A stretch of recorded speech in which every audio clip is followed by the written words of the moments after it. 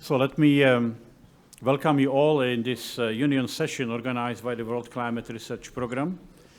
As you know, we have been having here already a week of events.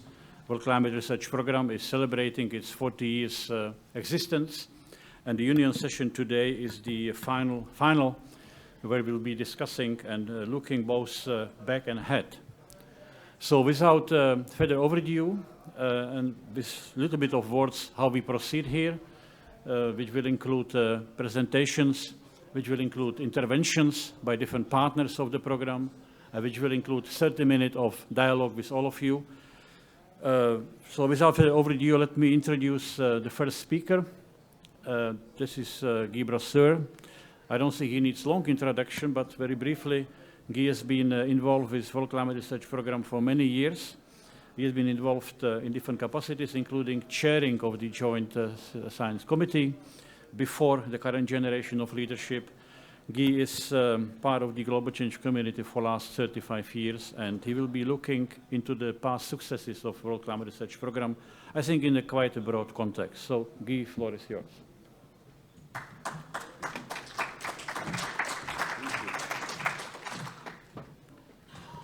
Good morning.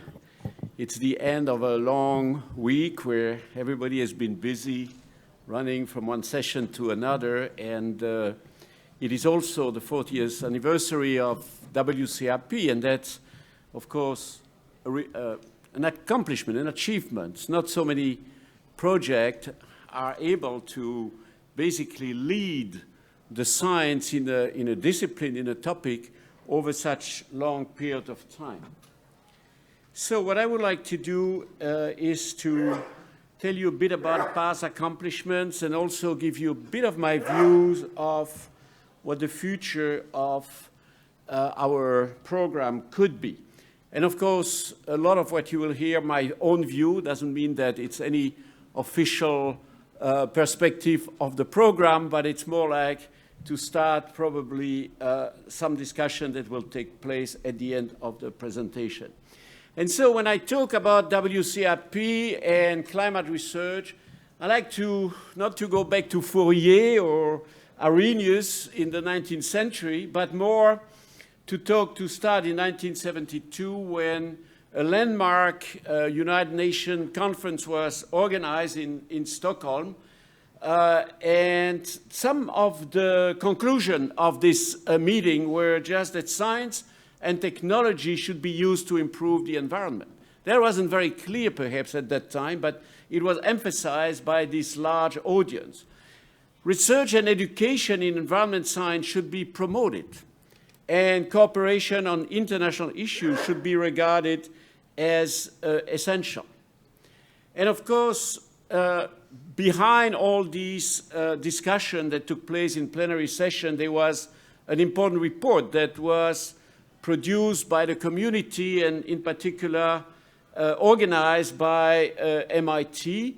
This was the report on the study on man's impact on climate, the SMIC report, which had had a large influence on the thinking, on the thought of the time. And so I think that the creation of WCRP was really in line with the conference and certainly very much influenced by this report. And it was, of course, established at a time where there was a real global concern about the impact of humans on climate. Of course, there were already some activities going on. WCRP did not come from planet Mars as something completely new. It was motivated by GARP, the Global Atmospheric Research Program that had been established earlier by WMO and ICSU. And an important landmark was a conference that was organized in 1979. You heard about it, the World Climate Conference, and 1979, and then in 1980, WCRP was established. I'd like to highlight a report that came out relatively in parallel to all this, and that was the Charney report on carbon dioxide and climate. I'd like to say that this is 40 years old also. Charney chaired an ad hoc study group on carbon dioxide and climate, and The conclusion of this report said, we estimate that the most probable global warming for doubling of CO2 to be near 3 degrees Celsius, and it put an error of 1.5. In other words, the climate sensitivity was estimated 40 years ago, as essentially between 1.5 and 4.5 degrees. If we now look at recent reports, IPCC, for example, it is usually in the range of 2 to 5 degrees, and the latest calculation even tend to broaden a bit this sensitivity. You see here different models showing the climate sensitivity, which is highly uncertain, and that has major impact on the way we design the response to climate change that is expected in the future. You see here it's now more like between 1.8 and almost 6 degrees Celsius. Now, WCRP was established. The pioneers took the responsibility. You recognize a number of them. You recognize the name of a number of them.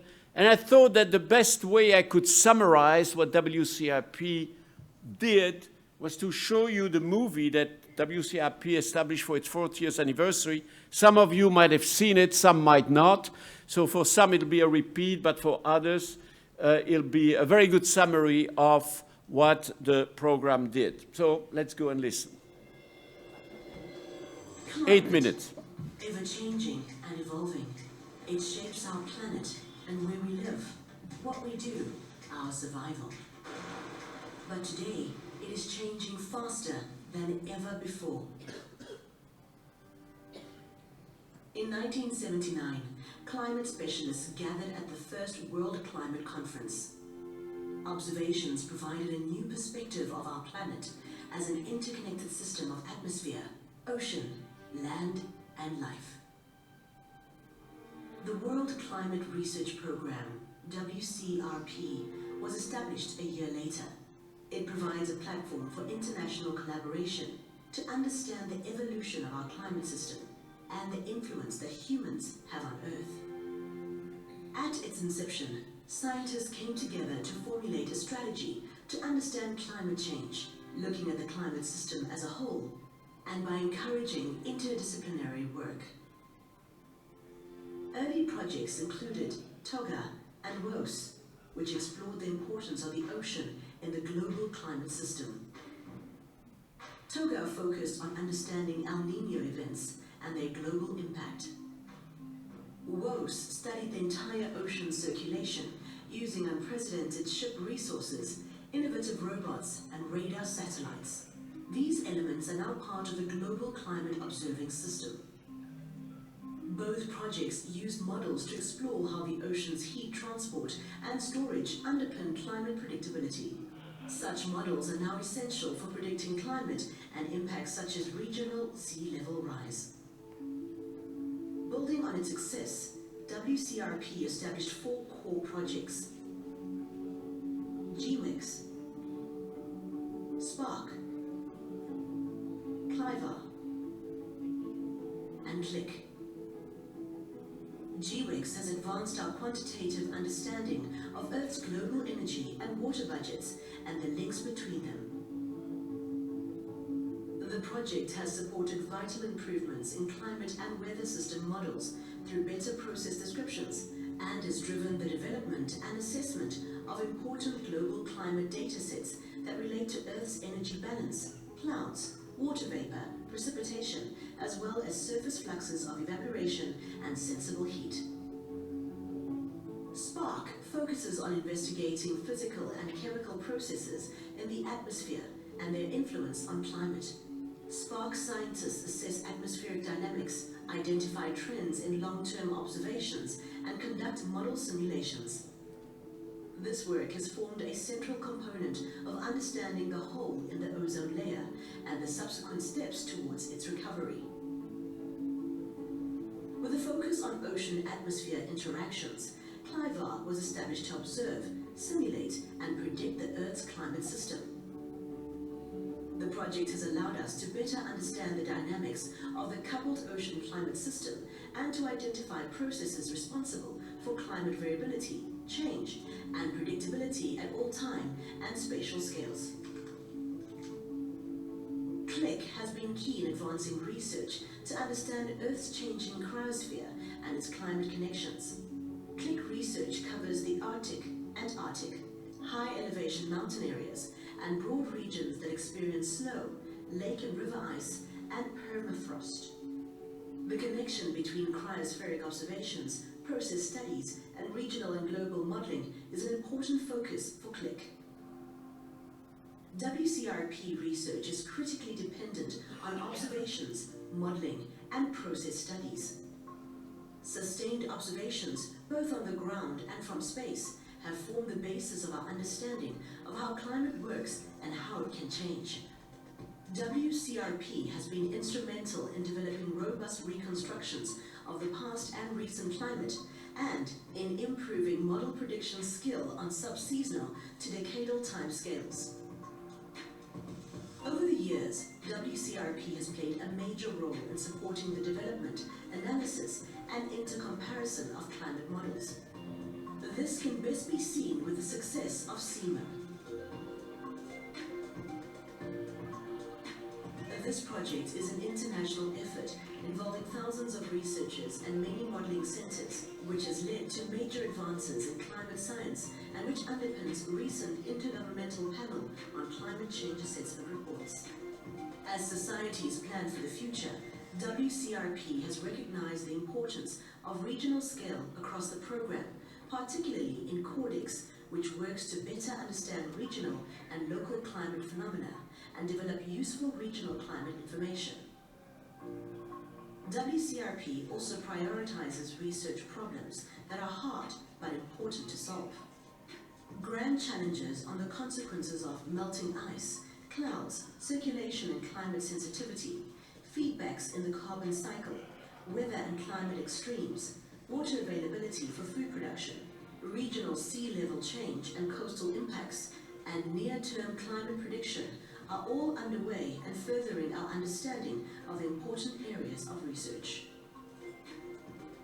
Looking to the future, WCRP's new strategic plan will focus on 4 core objectives, which will look to support and facilitate the advancement of science through an understanding of the climate system, to push the boundaries of predictions to better understand climate across all system components, to assess the long-term responses, feedbacks, and uncertainties around our changing climate, and to bridge the gap between climate science and society by supporting innovation and knowledge around our Earth system.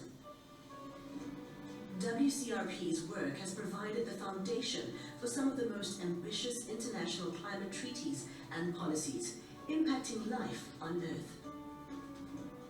Over the past 40 years, this international network of passionate individuals has given its time and energy in pursuit of answers to the most complex scientific challenges on Earth.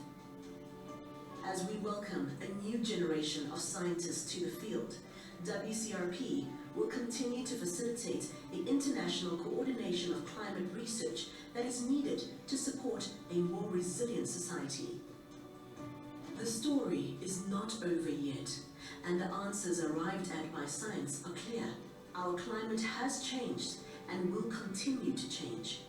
We must continue to bring the world's best research to the table to meet the challenges and take advantage of the opportunities to come.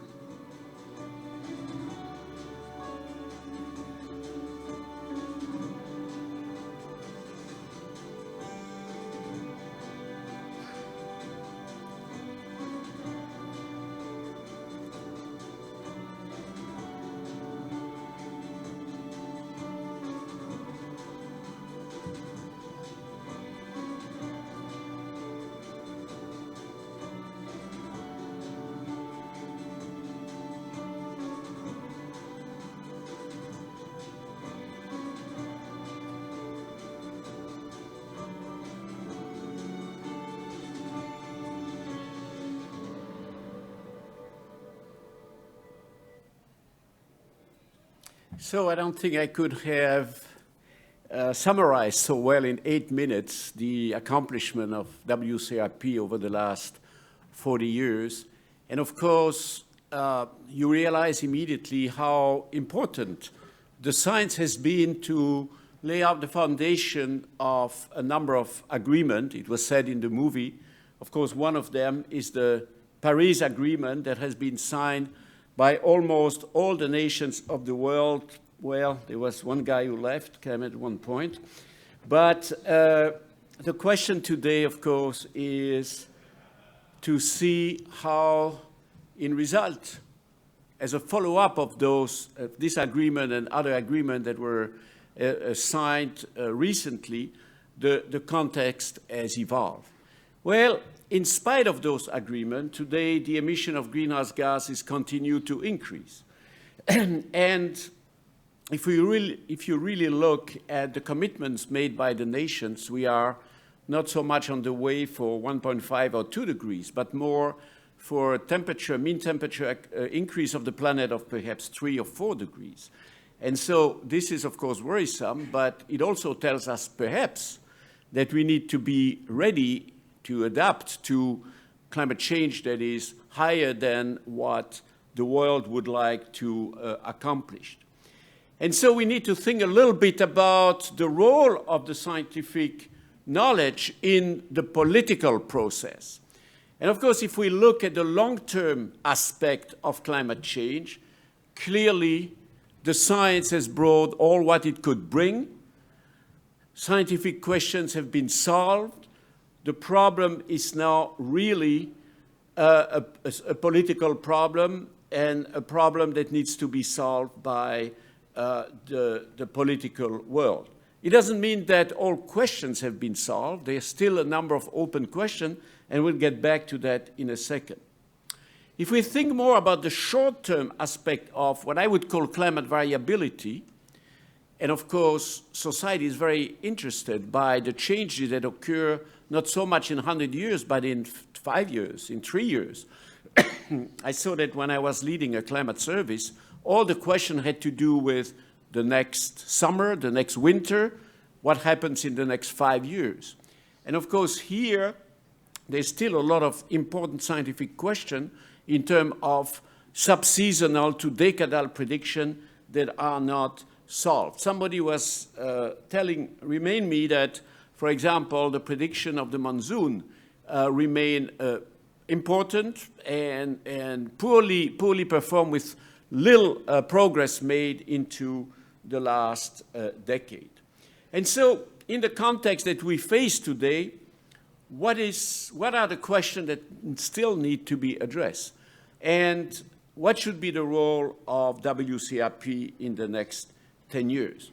And so, as I showed already at the WCRP meeting that was on the 40th anniversary, I identify here 3 questions that are broad but have a strong societal importance. So first of all is the sensitivity of climate to the greenhouse gas emissions. And a second and related question is to see which emissions are compatible to reach the targets established in Paris. So we clearly need to address the problem that is there, has been there for 40 years or more, about the climate sensitivity. As a result of that, of course, we need to better understand how the carbon fluxes evolve, determine in particular where really the CO2 that we release in the atmosphere is heading to, is going to.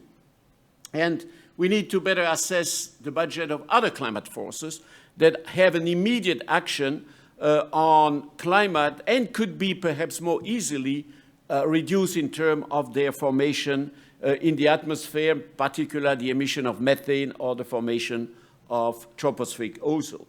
And so you will see, if you look at the WCRP plan, that WCRP wants to enable an integrated and fundamental understanding of some of those processes, multi-scale physical and biogeochemical processes that determine the evolution of climate and therefore have a large impact. Even though it's fundamental research, it has a large impact on the socioeconomic system. Another question, of course, that is important is how we better manage the effect of climate variability and relatively short-term changes. I mentioned to you the large interest for sub-seasonal to decadal understanding and prediction of how the system works. And here, I think there is a lot of progress to be made. How will climate change affect weather in the future in different regions of the world? How will climate change and variability modify, perturb the biosphere and the hydrological cycle? And that has, of course, a big impact on food productivity.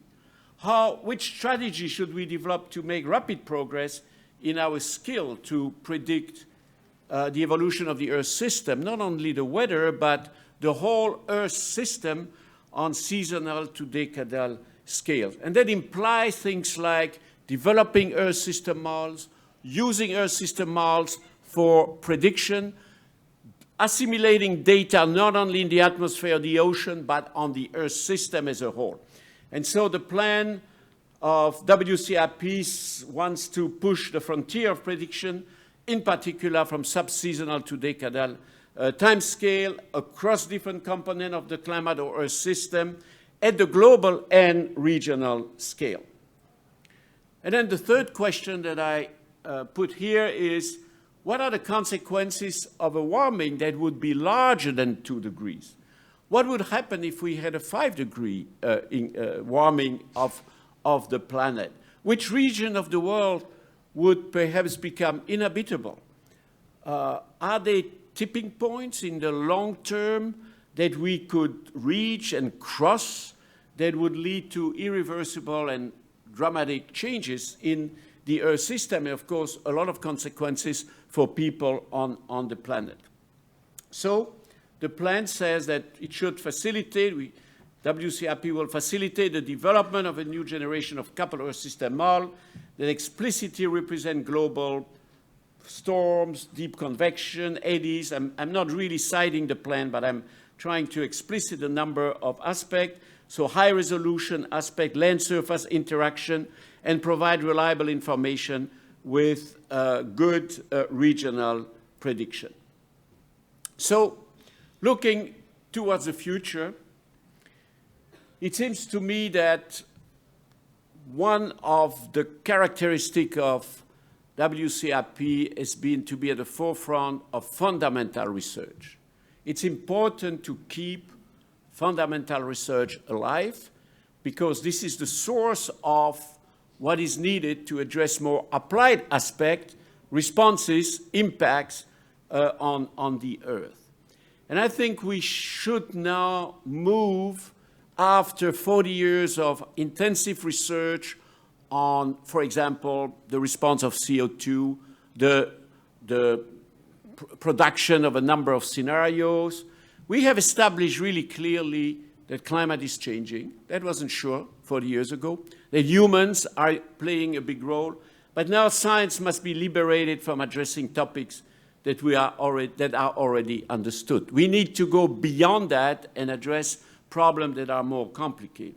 And so it seems to me that issues about predictability of the climate variability across scales, physical processes that determine the sensitivity, I told you earlier, not well quantified, the sensitivity of climate to external forcing, the role of interaction and feedbacks between components of the Earth system, the risk of crossing tipping points, and then, of course, the regional and extreme manifestation of climate change. There are a lot of scientific questions that need to be addressed on these topics that are fundamental for the future of our planet.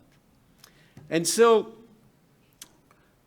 here, of course, the regional aspect of climate is important. Climate change, of course, is a global problem, but the solution requires information at the regional and even at the local scale.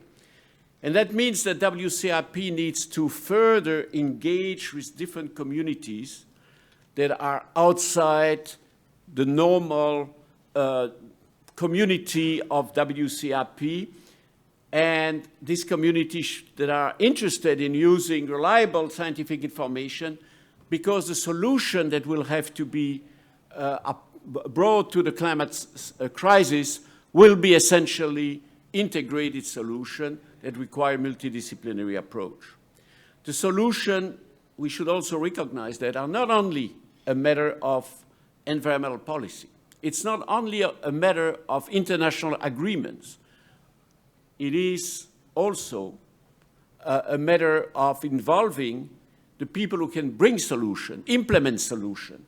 So it involves economic and technological aspect, engineering aspect in particular, but it also involves individual behavior. The governments cannot solve all the problems. The people can solve many of the problems. And so we should share decision-relevant information. We should share knowledge through a two-way dialogue with different groups. Those groups are very heterogeneous in the world. We have to recognize that.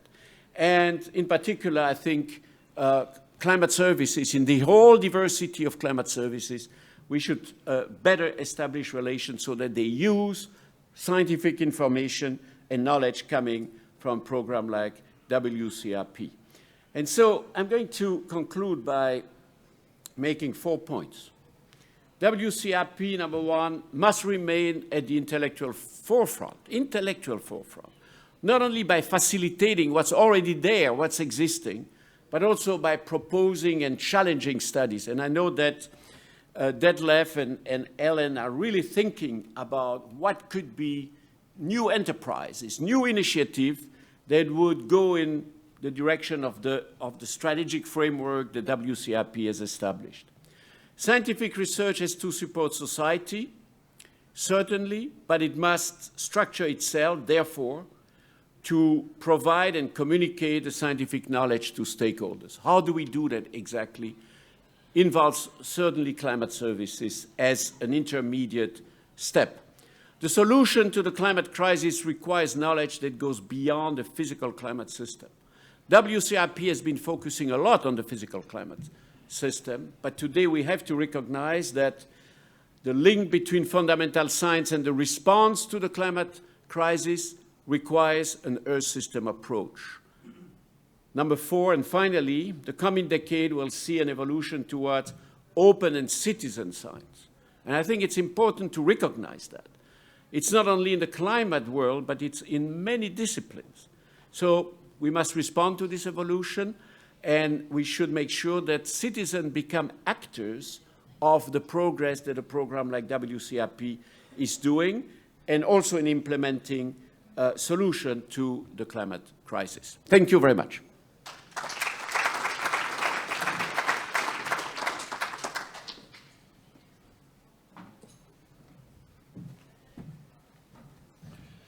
Thank you, Guy, for this expose and strategic thinking, like always. Now, in a rough sense, WCRP world and science, everything could be divided in clusters: observation cluster, understanding cluster, modeling, assessments, and interaction with the agencies and stakeholders. So what we have done, recognizing the WCRP has convening role globally. It cannot be alone. It was never alone. It was working with many partners. We have asked different partners to join with WCRP to prepare short pitches of like 5-6 minutes around those clusters. So I would like to ask those who are presenting those pitches to come to the first row, because we need to move quite fast. And the first presentation will be on behalf of the consortium of observation.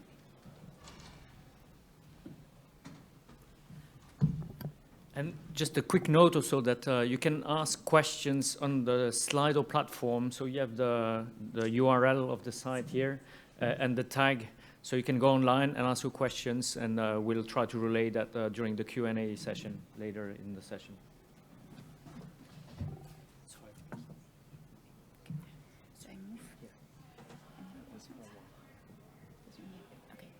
Good.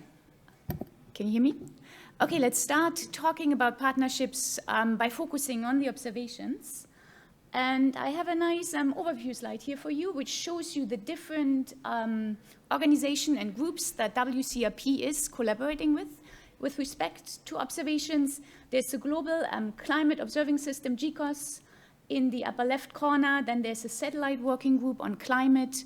There are collaborations with the Global Ocean Observing System, GOOSE, and the Global Atmosphere Watch, GAW, and also links to the past global changes and to the hydrology program. So now all of these collaborations, they happen by individual interactions from WCRP with those organizations, but they're also coordinated by the WCRP Data Advisory Council, which you see there in red spanning across. Now I want to talk a little bit about how do these collaborations really look like at the end of the day. And let's start with GCOS. GCOS is in charge of assessing the climate observing system.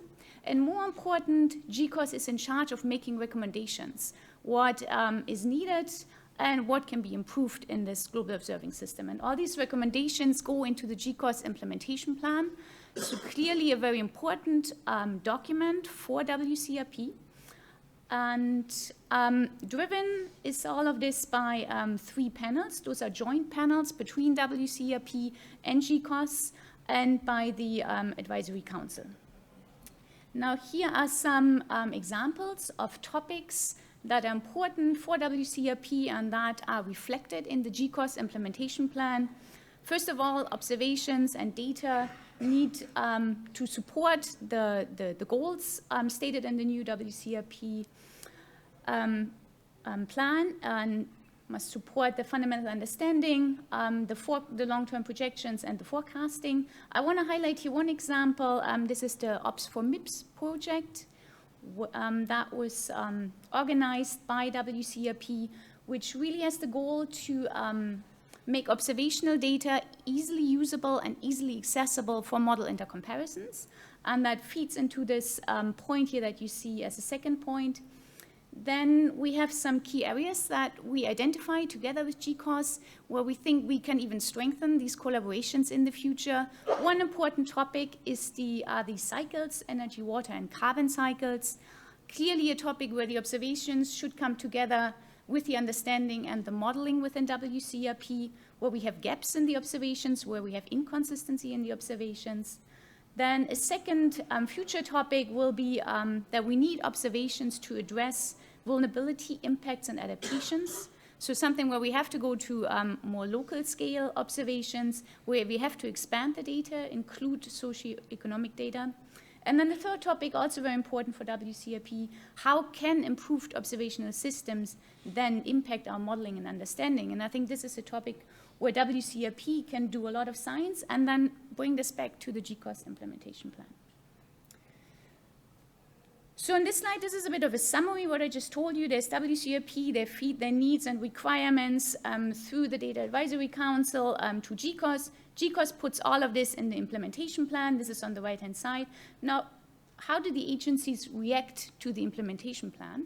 In terms of satellite agencies, that happens through the CEOS and CGMS Working Group for Climate that you see there on the left. And this group now drafts a response to the implementation plan. So you can go into the response document and really see what will the satellite agencies do, which needs will they address in the future and which will they not address. There also can be direct interactions between WCRP and this working group, but most of the interactions will really happen through the right-hand side of the slide through the GCOS implementation plan. Another example is the Global Ocean Observing System, that's GOOSE. GOOSE supports essential climate variables in the ocean. Most of them are physical variables, but they also include biogeochemistry and biology. Clearly, these climate variables are very important for WCRP science, and GOOSE just came out with their 2030 strategy. And one of their objectives is really to strengthen the partnerships, among those the partnerships to WCRP. And the idea behind that is to use the observations, use the available data, and turn this into information that is important for climate and climate services. So something where GOOSE and WCRP can work together much more. Then the last example for today, this is WCRP and PAGES, Past Global Changes.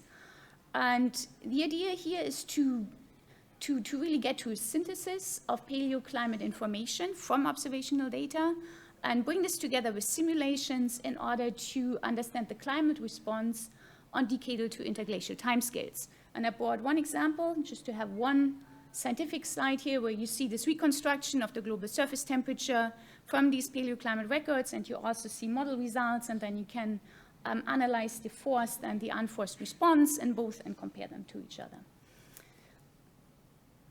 So one last slide here to conclude all of this. There are a lot of collaborations between WCRP and the partners. Those can even be better and stronger in the future. If you think of collaboration, it's important to keep in mind that that's a two-way process. WCRP needs to communicate the needs towards those partners and the requirements. What kind of data do we need for WCRP science? On the other hand, collaborations should be used to turn the data that is available into useful information for climate science that then can be used for modeling, for reanalysis, for forecasting, and for understanding. Okay, thank you.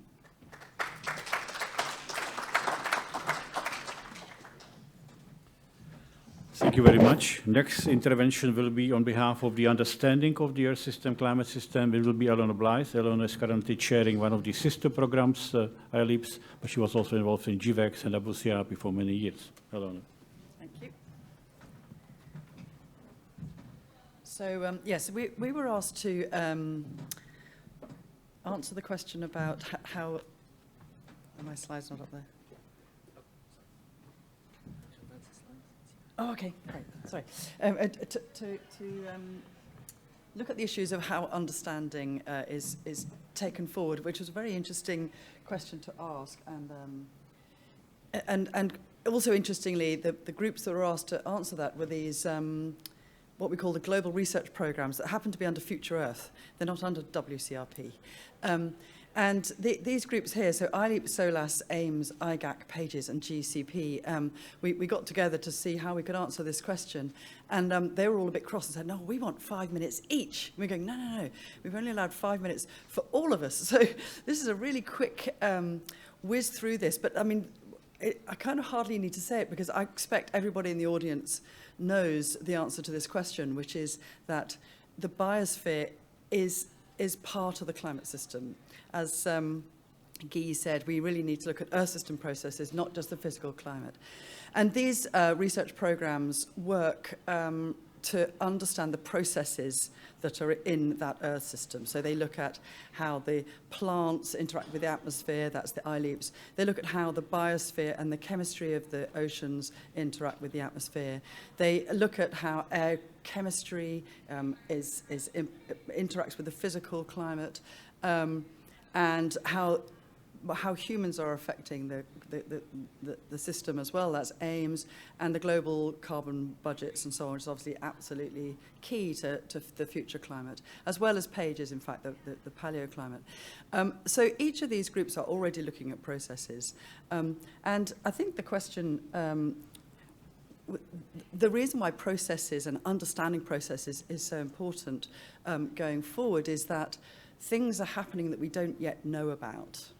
So we can't rely on calibrated models or putting more observations in necessarily, although they're very important, but we need to look at process understanding as well. And that's because in the future climate, we're going to be experiencing more extremes. And when you really take physical extremes, you've got to understand how the land responds to that. So for instance, we get more dieback of the vegetation due to drought. We need to know when that's going to happen and how often it's going to happen.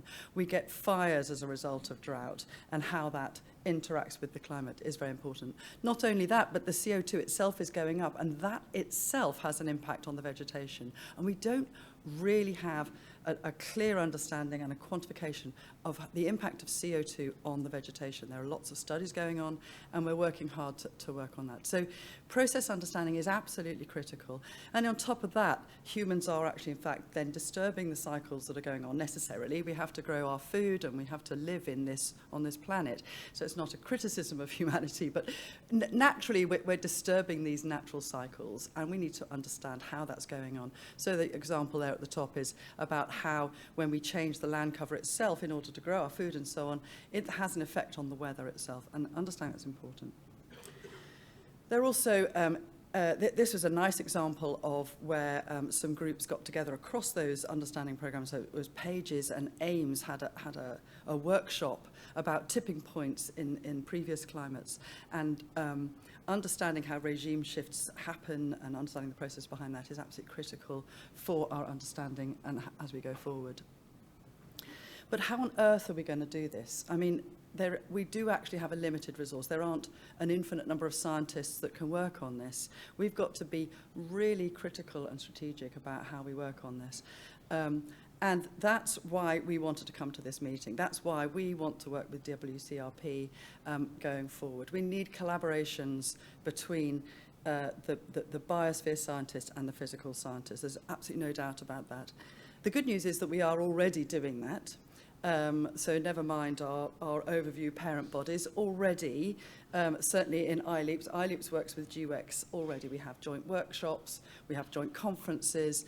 Next year we're having a full land surface modelling summit where we're bringing both the communities together to understand how to take things forward.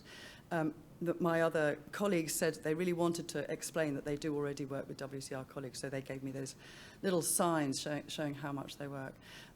So that's a good thing, but we need to take it, you know, maybe it's possible that we need to recognise that a little bit more formally. And maybe by that I mean we need to understand how these groups are funded. Currently, all the GRPs are funded by national science programs. So one will be funded by the French, one will be funded by the Americans, we're funded by the UK, but our money's running out, and so on. So it's a little bit ad hoc. It's a little bit, you go with your begging bowl to your National Science Foundation or your National Science Funding, and it would be nice to have a little look at that to make sure that all the programs are supported properly. I wasn't told to say that. I just thought I'd say it while I'm here. Our official list is here for our future needs. Clearly, we need to do capacity building for the next generation. The next generation of scientists are completely amazing, and we need to make sure we don't block innovation. I've certainly found it with land surface modelling that we're looking forward to maybe a new generation of models that enables more people to take part, that enables the stakeholders to understand things, that enables more science to be incorporated in our understanding of the land surface. They've possibly got a little bit blocked in their remit, and I think there's more needs to be done to reach out to other communities so that we can really understand the links between the physical and biosphere and the human dimension. We need to, I think it's very important that integrated modelling becomes the new normal. I've been walking around AGU this week, and I'll go into a hydrology meeting, and then I'll go into a land surface meeting, and then I'll go into a plant physiology meeting, and it's always the same people in the different groups, and they're going, oh, you know, we can't sort this out because we don't know the answer. And in the next room, there'll be another group of people who are solving that exact answer. So we have the intellectual capacity for this, but there's some more joined up, certainly in the land surface, that we could do. And I think that's about the next generation. I think that we can really help them embrace integrated modelling, and that's our job to make sure that that's possible. So thank you very much.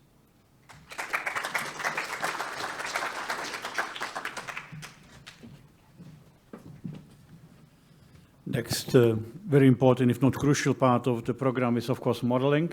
We have had yesterday a fascinating session already of the USGCRP, WCRP, so 5 + 1 minute, Garage. Thanks. So obviously, WCRP has played a major role in international coordination and actually stimulating a lot of Earth system modeling that otherwise would not have happened. And so WCRP has played that role and will continue to play that role going forward. But modeling in WCRP is a very big topic, so I'm going to just break it down into 4 different categories and give some examples, or an example from each different category, from process understanding, improving models, prediction, and then spatial skills, global to regional. So in terms of process understanding, the example here is CMIP, and this has already been mentioned. The Couple Model Intercomparison Project started in 1995, currently in the 6th phase, CMIP 6. And the way CMIP stimulates process understanding is through the MIPS, the Model Intercomparison Projects. And the individual MIPS are on the right-hand side, the red acronyms going around the outside there are the different individual MIPS. These are groups of volunteer scientists who organize themselves and address interesting science questions to use the multi-model data sets that are produced by the modeling groups. And the topics, basically the science topics for those MIPS are those the blue lettering there, kind of on the more inner ring. On the left there, you currently see there's a lot of model data that's coming in, and so this is an ongoing kind of thing that's really changed how climate science is done, using this multi-model framework and having these data be accessible to everybody from grad students to the public. In terms of improving models, the example here is through the Working Group on Numerical Experimentation, or WGNE, and the idea there is you want to make the models better, obviously, because model error is one of the big problems we're up against. We need to improve the models to get better simulations of the Earth's climate to look at all kinds of processes and predictions. So on the list of things that you need to do to improve models, of course, you want to identify systematic errors, figure out how to get to the root of the error, look at the model formulations in terms of the parameterizations, dicores, and other kinds of things. Work across other groups in WCRP to get help on this, to develop solutions. And then, of course, this expansion of Earth system modeling across the different WCRP groups toward this so-called seamless kind of concept, which I'll talk about in a second. And then, of course, you always want to do code optimization, look at the new supercomputer architectures, and kind of a new thing that's emerging is machine learning to leverage a lot of these things we're doing. And then new MIPS are really a good idea to look at a lot of these science questions that are involved with model improvement, and model improvement is one of the main foci of CMIP. In terms of prediction, WCRP has modeling efforts going from weather to subseasonal to seasonal to decadal to century. An important collaboration in this is the collaboration of the World Weather Research Program, WWRP. And as part of all these modeling activities, of course, this exascale computing and machine learning are things that are kind of coming up. Joining weather and climate communities to look at efficient codes, better parameterizations, and other kinds of techniques. Any kind of initialized prediction involves, of course, initialization. So the question is, do you use data assimilation to do that, or other initialization methods? You want to identify the biases in the models, and of course, what you want to do is initialize models to look at different timescales in the predictions. All the timescales are using basically the same methodologies. They initialize with some observed climate state, and then you look at the different timescales going forward in these predictions from weather to subseasonal to seasonal to decadal to century. The S2D climate prediction problem is addressed, for example, by WGCM, the Working Group on Coupled Models, and WGCIP, Working Group for Seasonal and Interannual Prediction. And this is, again, using initialized prediction to look at longer time scales. And then finally, when you get to the lower right there, you're looking at the forced response of climate out to century time scales. So the big questions here involve with how does the Earth system respond to changes in external forcings. Finally, getting from the kind of time scale to the spatial scale, you want to go from global to regional, obviously, and get down to as fine a spatial scale as possible. An example here is CORDEX, which is an activity that's organized to use embedded high-resolution regional models to look at processes on very small spatial scales, and high-resolution global climate models now, kind of under one of the MIPS, the high-res MIP, comparing models that are now being run at 25 kilometers or higher resolution on the global scale. CORDEX has been a really interesting activity because it also involves taking these data that even go down to finer space scales with downscaling. And another aspect of CORDEX has been engagement of early career scientists worldwide. A lot of these early career scientists can get their hands on regional models a lot easier than they can with global models, and this has really been an important part of CORDEX. High-res MIP, of course, is one of the MIPs, and trying to compare these regional models at high resolution, and also then try to relate these models to what's going on in the embedded regional models that are at high resolution. And part of this is this office, Coordination Office for Regional Activities, CORA, and this is kind of making this connection, or at least one of the efforts to make this connection to get these regional model data out to climate users who can actually use this information. Thanks.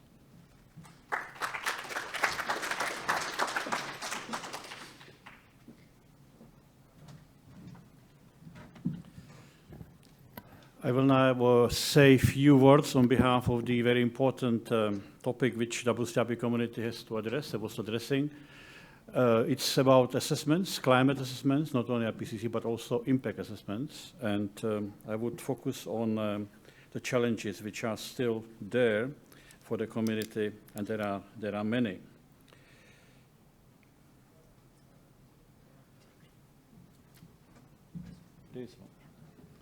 So I think it's quite clear that the community which is sitting in this room will play increasingly more and more important role in the coming time in the society. I mean, these are just examples of the sectors which will have, in one way or another, increased the effort to understand the impact of climate.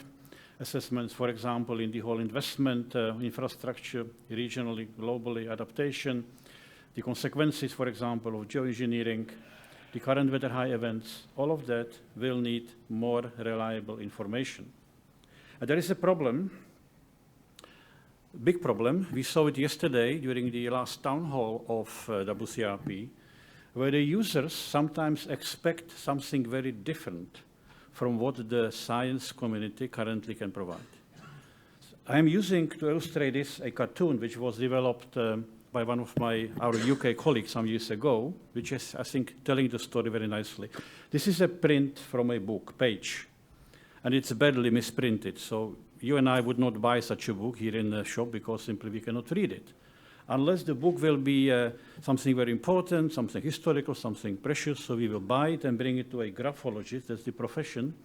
And then after some time, I'm paying some money, we will get back this. You can read there some words, winds, and summer, and shade. What do you think the book is about? It must be meteorology, right? Well, actually, it is one of the Shakespeare tales. Now, this is illustrating, I think, very well where the mismatches between the stakeholders, all these users out there who are expecting from us to provide this beautiful tale with all the possible details which they need to invest in their local regional infrastructure, and on the other hand, the reality of our current state-of-the-art knowledge, what we can do. We are struggling with this accuracy versus precision. We are not explaining this very well to our stakeholders. The information about, like example, that global temperature will increase between 1.4, 5.8, for example, by the end of the century. This is a very highly accurate information because the signal-to-noise ratio in these models is okay. As opposed to the question, what will happen in San Francisco in July 2033, we cannot say that because that information has a very, very low accuracy then. Now again, this communication mismatch was so obvious yesterday night during the town hall session. So is it new? It's not. Let me take us back to this very historical moment. Many of us were in the room in May 2008. Where a World Modeling Summit for Climate Prediction was held in Reading, and WCRP was the brain behind the conference. I'm just reading from what was said there. The underlying goal of the summit is no less than to prepare a blueprint to launch a revolution in climate prediction. This is 11 years ago. Climate models will play important, perhaps central role in guiding trillion-dollar decisions, etc., etc., etc. And then the last sentence says, require more accurate, reliable predictions of regional weather and climate extremes than are currently possible. 2008. There were papers published after the climate summit calling for big investment, and the overall kind of language which came out of that was that despite of the tremendous progress in climate modeling, our ability to provide robust estimates of the risk of society is constrained by many limitations, but mainly at that time people meant in computer power. So I took this notion and take you ahead with a couple of slides more. In 2019, we have an enormous success through modeling. We have made a big progress. The CMIP model community was instrumental for both science advancement and also for the scenarios. We are currently, I think, having, Jerry, more than 70 models in the family, right? However, we are still facing many, many modeling challenges.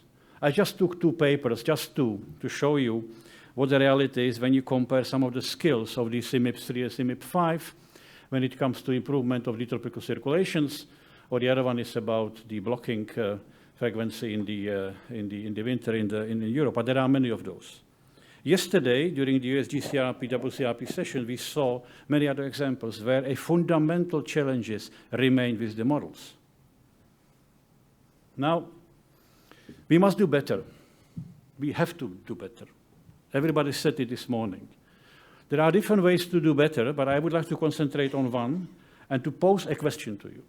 First is to ask for the panel. It is clear that in the profoundly non-ordered system like climate, a systematic misinterpretation of small-scale processes, going back to what Eleanor said, can and will lead to a systemic misinterpretation of the large-scale processes. We all know what the reality is.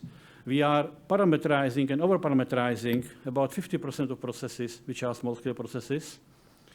And there is a proposition which is made by the community that at least for some of those key parameterizations, which are really key, we believe, deep convection in tropics, orographic gravity, wave drag, and mixing by ocean mesoscale eddies, can be perhaps solved by focusing on the high horizontal resolution. Let's say 1 kilometer global thinking. So if this is the case, let me leave us with a question for the panel, for the discussion. If developing a one climate global model is important, will be the question to the panel, from my side, why aren't the all weather climate centers and the research community doing that?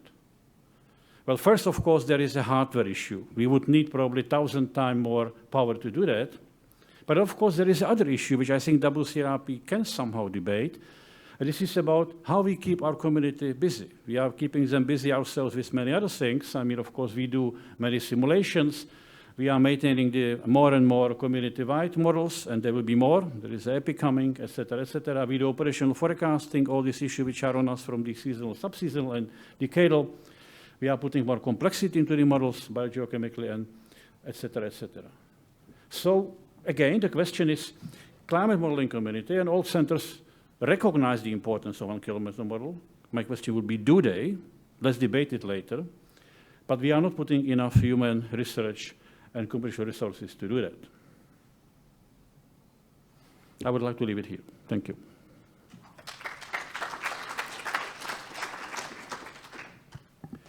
Now, last, definitely but not least, intervention comes from the community, which is both supporting WCRP, but at the same time stimulating the stakeholders, like just I discussed, to be actually critical in terms of our outputs and expectations. We have Erika Key coming here representing Belmont Forum, but at the same time USGCRP, but speaking on behalf of many of the global agencies which are part of those clusters. Erika.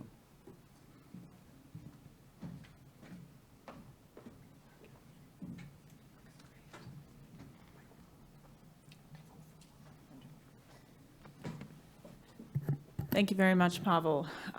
Yes, I join you today representing partnerships of funders, recognizing the scale of this achievement and what we still need to progress to in order to meet critical needs, immediate needs, and in a transdisciplinary or at least interdisciplinary way. So I want to highlight first USGCRP, which is a partner of Belmont Forum. It is a legal framework. It was established by Congress in 1990, and these agencies come together collaboratively to create a strategic plan that produces national climate assessments, that addresses carbon and all elements of the system in a systematic and research-based information-forward way. I can say that I participated while I was at NSF as part of the Strategic Plan Writing Committee, and 5 years ago, they came to the conclusion that the integration with other sciences, including social science, was critical to be able to address these needs. So you notice that these the logos on this slide are not only science and delivery agencies, but they are critical users of climate knowledge that are setting policy, particularly relevant to security and defense. So it's important to have a very open and unbiased conversation that is intelligible to all in order to achieve the best possible outcomes. Oops, wrong buttons. Belmont Forum is not a legal framework. We are a voluntary framework. We bring the global funders together. I call us a resource aggregator body. And it is not only our 29 members that pull from such groups as the European Commission or the Inter-American Institute for Global Change Research, but we partner with 113 funders from 73 countries, and they are not all national agencies. The money that is available and interested to participate in this endeavor spans all of the resource ecosystem into philanthropy, NGOs, nonprofits, private corporations. And it is through that sourcing that we're able to achieve the monetary level that is needed to address this. We put out calls for proposals that are transdisciplinary. I've heard a bit of implicit bias language today regarding the integration of sciences. We require that natural and physical science must co-develop and co-implement with social sciences and humanities and stakeholders to achieve an outcome that is not only cutting edge scientifically, but is built in an uptake, a client to implement, to have a legacy beyond. And I think it's very critical that we do not look at social science as the body that will just do this for us magically. They need to be part of the conversation in the framing of the question, and in doing so, you make this accessible and usable for a very large user group. So Belmont Forum, we're only 10 years old. I look at USGCRP, they'll be 30 soon. WCRP is 40, and AGU is the grandfather at 100. We are striving to achieve on a very quick time scale these critical climate adaptation and climate mitigation understandings to meet critical needs now. I just want to go through a quick mental thought experiment, because many people say, well, you know, how are we going to do this? How am I going to collaborate? How am I going to pull off of more funding to be able to achieve sustained effort and greater impact? And they say, you know, I'm trained as a physical scientist. How can I communicate? And I say, you've just accepted a job in a new city you've never been to. You have to pick a place to live. As a physical scientist, are you solely going to choose that place based on the weather or the climate? Are you going to look at, you know, the access to services, to, you know, schools, what have you, your commute? You are capable of assimilating a lot of knowledge and being able to make a decision. Is it uncertain? Is there risk? Absolutely. Have you ever lived in a perfect home? I've moved many times. I don't think I've ever had a perfect home, but I had to make a decision with the information that was available, with the decision processes that I had, and I made a selection and I made it work.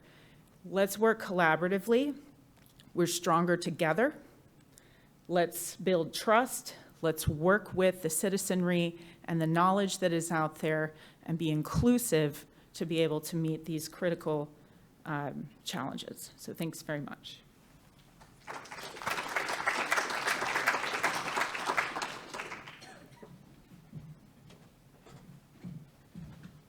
Thank you, Erika and Mike and all the others. I would like now to invite onto stage the chair of the Joint Scientific Committee and the vice chair, Detlef Stammer and Helen Klau. who will be doing perhaps the most important job this morning to lead us into the future, to assimilate and synthesize everything they heard, of course, not only here, but over the last couple of years and months, and to talk about how future may look like. So, Detlef and Helen, you want to sit or stand? The floor is yours. Yeah. Friends, we will now actually come full circle back to, while looking into the future. Guy already introduced this. In fact, all the speakers, and thank you very much for all the contribution that we actually have heard here, already did this. And so implicitly there was a review and there was also a forward-looking part. Now we are trying to do this now together. If I fall down, it means I'm stepping down as JSC chair. But let's try this. First of all, why are we here? And we have heard that already. The purpose of really this week is, first of all, a celebration. Celebration of our 40 years anniversary, and we will end on a note of this 40-year anniversary. The second part is actually thanking the community. That's really the science community. This is the agency community. Is everybody supporting the work, for sticking together, for really doing the progress that we are required to do and that we did over the last 40 years. Great progress, in fact, what we have heard and seen, and we will actually need that in the future. And that's the next point is actually in training the next generation. We have seen that here already. It's the next generation that really needs to carry this forward into a decade or a few decades that are enormously critical for this Earth, in fact. And last not least, in fact, discuss and plan with you all together the future of WCRP as one contribution. In fact, Erika was right. We have to do this together. We see this within WCRP. We have to do this together with our partners. But on the other hand, we have to discuss with you as a community how we want to move forward and, in fact, evolve WCRP to be fit for this collaboration in the future. And so we had this entire week. We actually started with the Early Career Science Symposium last Saturday. We had a celebration symposium on Sunday, the entire day Sunday, and then we had a whole week with 40 or more WCRP sponsored sessions. We had town halls every day, and we will come back to the town hall. We are now here, in fact, in this union session to really bring it all back together. Bring it all back together and discuss with you kind of the future. That's the next part of, and here Helen and I really want to stimulate this discussion, first of all, by reminding you of 2015 landmark. Guy did this actually in a very excellent way, so I don't need to dwell too much on this. There was COP21 in Paris defining, well, first of all, the concluding, yes, we influence as humans the climate, and then agreeing that we really need to limit the climate change to 2 degrees or better. There was the conference on disaster risk reduction, the Sendai conference. There is a definition of the Sustainable Development Goals. All these really require a very strong contribution from research that is being done in WCRP, as well, together with our partners. And so that really defined our new vision, our new mission, the mission being to coordinate and facilitate international climate research to develop, share, and apply the climate knowledge that contributes to social well-being. This is all in our strategic plan that you might have seen, or there are copies around and you can get it on the internet. And we have to think now, how do we do this? And one thing that is very important to highlight here, that may be contrary to previous practices within WCRP, we really consider this an integrated approach. It has to be an integrated approach, not just within WCRP, but also within WCRP and then beyond WCRP. And of course, within WCRP, it means integration across compartments of the climate system, across scales, across the individual components, how we actually do our work. So really keeping in mind that the future WCRP needs to be much more integrated than it used to be in the past. And that really implies much more linkages between activities, scientifically kind of dealing with something like a carbon cycle or the carbon in the system, the heat, the water, freshwater cycle, and how these topics are actually interconnected. You cannot deal with carbon without looking at water, for instance, or heat, and vice versa. So really we have to address this integrated problem. And so we have a strategic plan, as I said, which has objectives, 4 objectives. Fundamental understanding of the climate system. That's number 1. As Guy said, WCRP stands for this. The review that recently took place praised, in fact, the activity of WCRP in this respect, and also recommended it needs to stay like this, but also get more applied or more useful for society, and that's a prediction of the near-term evolution of the climate system. And near-term really is beyond the weather scale, but below decadal. Long-term responses of the climate system, this is really the 100-year and beyond timescales of how the climate system comes into a new equilibrium. And then number 4, bridging climate science and society. Very important part that implicitly was thought about, but never really explicitly, and we as a new WCRP really have to address this. Together with the infrastructure, this is understanding, observing, modeling, collaboration, as we have seen already, but also education, engagement, communication, capacity building, partnerships. That all belongs really into the new WCRP. And so I can go quickly through these 4 objectives.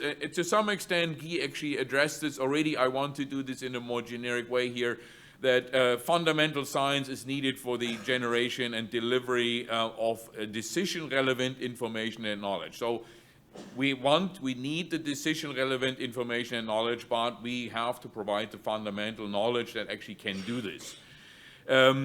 Number 1, number 2, the near-term projection or predictions, need for actionable climate information, salient and credible information on current and future state of climate, on required timescale and spatial ranges. So that's really what we really need to get out, but of course there's a lot of science required. Jerry sort of alluded to, we take this for granted, kind of all the development in the background, all the model improvement in the background, everything you need to actually to get this, but at the end, of course, we want to have that information. That's really the driver, plus all the development in the background. And if you remember Guy's questions that he posed, I would in fact put the question number 1 to this problem really we should keep in mind. Number 3 really is sort of long-term response, and if it comes to kind of one topic that is most outstanding here for me is the need for a better understanding of the long-term response. That includes climate sensitivity and whatever is involved in that. Tipping points, everything kind of is also part of the long-term response. But to some extent, if we really want to estimate what the warming will be, if we have the climate sensitivity wrong, we will have that estimate wrong. And then number 4, of course, is the science, the information that we need, the bridging of climate science and society. And resilient society and sustainable future requires collaborative efforts with multi-sector actors in all regions of the globe. We have heard that from Erika.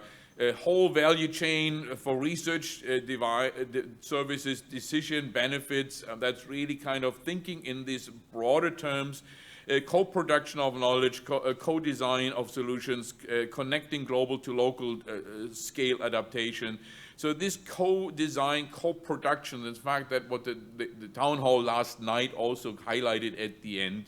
It's not us thinking in isolation about what the CMIP might do. It's really we have to learn what the stakeholders needs to have from CMIP, that we actually do the analysis right, because otherwise we would provide something that is not relevant. So this is really the driver underneath the infrastructure. I just showed this here. That's what WCRP to some extent really stands for, developing the observing system, developing the models, applying this to actually provide basic science, basic insight. And all this really is sort of the driver for the new WCRP. And now the question is, how do we move from where we are and to where we want to go? And this is really the path forward for the implementation. And maybe Helen can come closer now, in fact, to take over here, and I watch that you don't fall down. Okay. Thanks, Detlef, and I will make sure I don't push you off the edge there. Would be a very bad look, wouldn't it? So thanks to all the speakers for framing so well, I think, the conversation that we now want to have in terms of where we go from here. But as Detlef said, A strategy, of course, has to be, by definition, very high level. And what that means is it doesn't provide the detail about how we're going to deliver, what does our structure need to be, how will we know if we've succeeded, what are the outcomes that we're looking for, etc. So that's really what we're calling our implementation plan. Whether implementation is quite the right word doesn't really matter. The key point is, from going forward to achieve what we've said in terms of our vision, we need to get into some detail. And we've been very clear from right from the beginning, once we got our review and we decided we needed to build a new strategy, that this was going to be in consultation with our community. It was going to be transparent and have a strong bottom-up component. In other words, we were going to, at all times, continue to consult with our community. And that's both our scientists that we've perhaps traditionally always communicated with, but it's not just our scientists, it's our funding agencies, it's our partners, our partner programs. We need to make sure that we're engaging with them all. The second thing, and I'll show you a diagram in a moment that really makes this clear, and Guy's presentation was just so clear on this as well, that the WCRP has been successful and will continue to be successful because of our science, the quality, the credibility, the usefulness of that science, and that the science has to be used as well and relevant.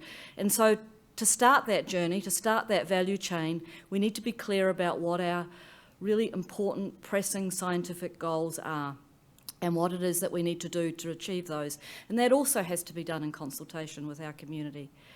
And then we need to think about, well, how do we structure ourselves in terms of our actual structures, but also the activities that we sponsor, either on our own or in partnership, that will enable us to put that strategy into action. So that includes all of what I've just said, the structures, what are our timelines, what are we going to deliver, what resources do we need, how do we know if we've been successful, what are some of the risks that we need to be cognizant of. So that's what we're right in the middle of doing right now. So, there we go. So this is our roadmap, and do you want me to keep speaking to the roadmap? Okay. This is genuinely a co-designed, co-delivered talk. So we started back in May with a couple of workshops in Geneva, and I'll show you some of the output from that at the moment in a minute. And that was quite fundamental because it was there that we realised the key principles that were going to drive our approach, some of the things that we needed to address. And so we articulated some actions that we needed to go through from there, which was continuing to engage with our community, particularly working with Future Earth specifically, but others as well, to map out what the landscape would look like, continue to engage with our funders and our co-sponsors. We had some immediate needs around our modelling work, our data, and our regional our modelling work, our data work, and our regional modelling work. So we've set up some task teams to do that. But as part of this consultation this week, as well as being our 40th birthday and celebrating, this week was critically important for our consultation. We're now going to go forward and have 2 key workshops. I'll talk about those in more detail in a moment. And this sort of comes together in May 2020 with the first phase of our implementation, where we bring together the high-level science questions, the key elements, what the landscape looks like, how we need to engage with our partners, some detail perhaps about governance and finance, and then we go forward into the transition through to 2022. Is there anything else you wanted to add? That's fine. That's good. So one of the things, we're nothing if not responsive and dynamic. One of the things that came out through our engagement during the week was that perhaps our vision and mission are very high level, and perhaps we haven't crafted something more meaningful, and we were challenged by that. And I went back to something that I'd written as a response back in May, and I've called it a draft goal statement. Thinking a bit more this morning, it's probably almost an outcome statement. It is, what is it that, how do we know if we've achieved, what are we looking to achieve? And I think, but this is still draft and it's for discussion, it really is knowledge and information that's societally relevant, that is going to inform mitigation, adaptation, decisions and so forth, as well as managing risk. And that the next graphic is no different to what you've seen. I've just captured in a slightly different way, that we deliver towards that outcome through our overarching and linked science objectives. But what I've tried to do here, PowerPoint Smart Art wasn't smart enough at midnight last night. The arrows aren't quite right because I'm trying to get the point that if we want to bridge and make this useful and used by society, which is the Bridging Climate Science and Society bubble, we can't do that without the other 3 science objectives. But there's actually a two-wayness to this. It's an iterative loop. It's not just one way. So we're working on that. Can I add one point to this? I think this slide is actually very important to highlight. In fact, we have number 4 at the bottom, and Helen said it already, it's a two-way. But first of all, we actually consider number 4 a very important part of WCRP. And second of all, that's something we cannot do alone. In fact, this was also said several times here at this meeting here, that WCRP cannot do things alone. We have to start thinking in terms of a integrated approach, including our other partners, to actually deliver what's at the bottom. So it's for us very important, but we can only get there if we actually collaborate with our partners. Which is a great segue to my next slide. So this is a product out of our May workshop. I know it's a very busy slide, but it's actually was incredibly important at that workshop because we sat down, we had our review, we were thinking about responding to it, and we felt that the first thing we needed to do was craft a conceptual framework. This is not a structure diagram, I'll just be really clear. It's a logic or a functional framework for how we work, the things that we need to do, and how we connect from a very high-level mission, which is at the top of the page, to the underpinning science that we bring together, which is, if you like, at the bottom of the slide. But it also, even though you might say it's somewhat internally looking within WCRP, it's deliberately not. The green bits that you can see on the sides are actually intended to symbolise arrows that are reaching out to partnerships, and the circular arrows that you can see in the top, they're intended to mean things that are very action-oriented, and again, they're all about engaging with the external community. So without going through it, piece by piece, the key elements are: how do we connect our science to the mission that I've already said? Through the lenses of our scientific objectives, which is the yellow circle that you can see in there. The words are a little bit more descriptive than our science objectives, but they mean the same thing, and they're deliberately a circle because they're all linked together, and they each mutually inform each other. The heart of this diagram, as I've said a couple of times, and what Guy has said as well, is our science. It needs to be relevant, it needs to be innovative. High quality is my other name for innovative. It has a discovery element, we don't leave that behind. But the new thing probably about WCRP is its integration. But we can't do the science without the foundation, and those 3 rectangles underneath are the 3 key elements of that foundational capability. And right at the bottom is the most important one. That's our people and our capability and our link out to our science communities.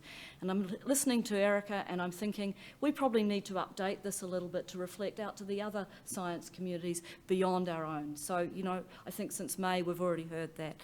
We need infrastructure, as Detlef has said, and then the key one around integration. Well, what do we need to do integration? Obviously, we need integration through our models, through our observing systems, integrating models and data. That's where some of the key advances in our science will come.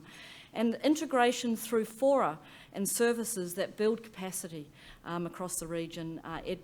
We have a role around education. So as I said, the green wings on the side are our links to our partners on the observational side, such as GCOS, and we heard the really nice talk from Susan that outlined that. The links on the other side to other activities that are going on around coordinated model experiments.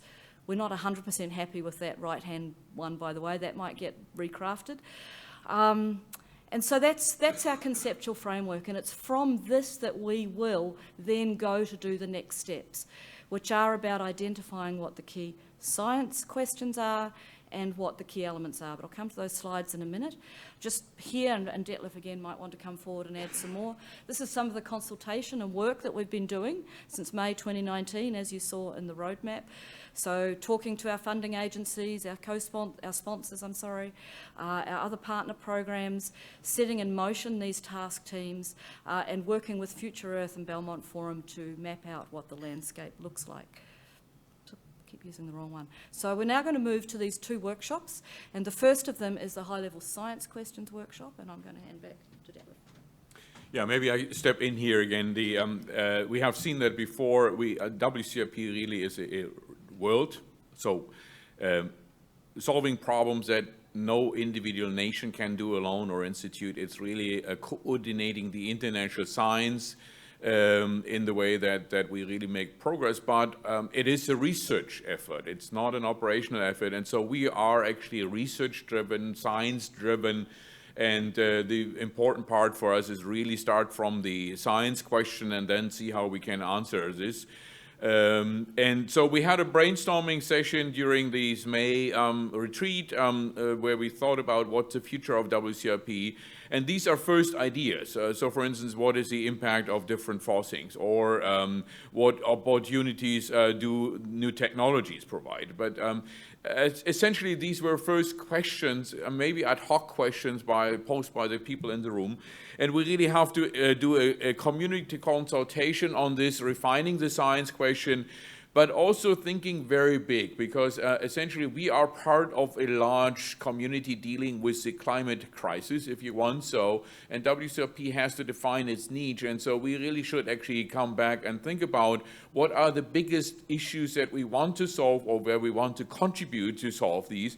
And for this, we first of all want to have a workshop that in February, and we also believe that once we define this and also kind of the experiments or activities that are required to do this, it will be much easier to actually think about how WCRP needs to then organize itself and, in fact, to deliver these answers to these big problems. And for this, first of all, we will have this workshop, and we also had town halls. We basically started this dialogue here, this communication, the entire week in these town halls, essentially aligned along our 4 objectives, and we have made a brief summary of, in fact, the discussion that was, in fact, that took place. These 3 questions also project to some extent to this, and Helen will make just a brief summary here of what the outcome was, or the synthesis of that. Yeah, so this is a high-level synthesis, taking in all of the input that we got across those 4 town halls. I think we had over 300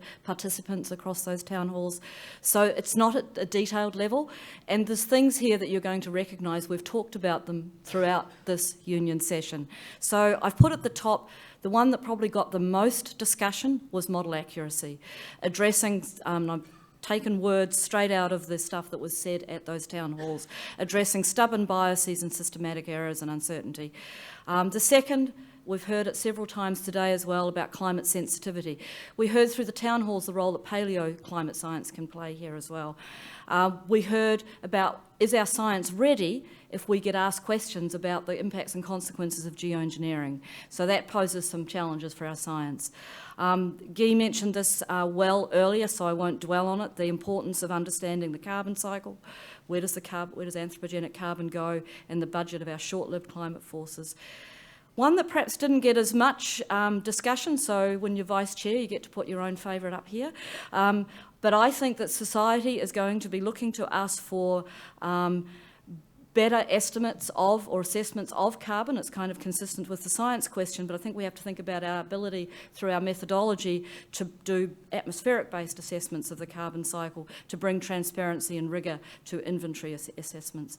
And then really important, and this is sort of the somewhat consistent with our new push, that we really need information at regional down to local scales. And what does that mean?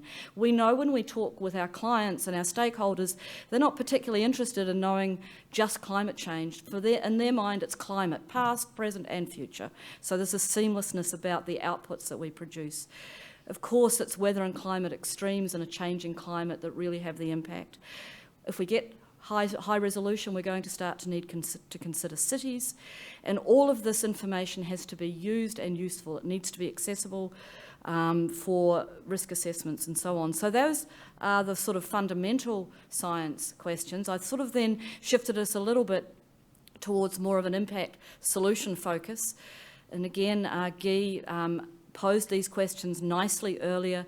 How's climate change going to affect these sectors, whether it's food production, whether it's disaster and risks and extremes, whether it's air quality? These are the things, and health I should have added there, these are the things that across the various sectors, these are the questions that are going to be asked, but climate change and climate variability are fundamental. I found myself in a conversation this week saying, does the community really understand what a 7-degree world looks like, or a 5-degree? Have we painted that picture? And so this comes to the question that Guy posed, you know, where in the world might become uninhabitable and at which point? What are some of the thresholds that are going to have significant environmental and economic consequences? Have we been able to clearly articulate the pathways forward and the choices that are there, not just to 2100? Again, we heard this week, we want to go beyond 2100. We always seem to stop at 2100.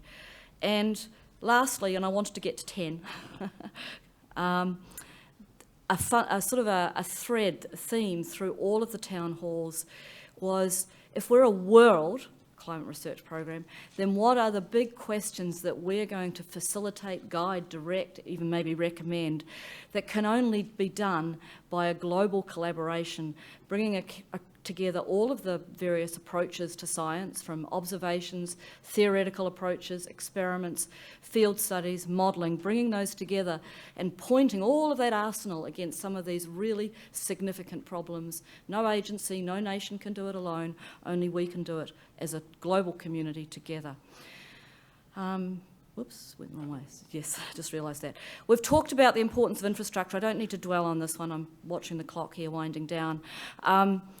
Observing systems continue to be fundamentally important for near-term prediction, initialisation, data assimilation, for process understanding, and for parameter estimation. I've deliberately separated out parameter estimation from data assimilation because they're two different sets of approaches. There are new technologies out there. I had the best 2 hours of my life wandering through that exhibition hall, looking at all those wonderful technologies. It's just, there's an explosion of new technologies. They're there for us to use, to explore, to develop and deploy. We heard the critical importance that the Argo array plays, and I know that very, very well coming from Australia, and that needs to be continued, and we hear that. But we also heard, don't forget the land and the air. Climate models are a critically important infrastructure as well, and we've talked about many of these aspects through Jerry's talk, through Guy's talk.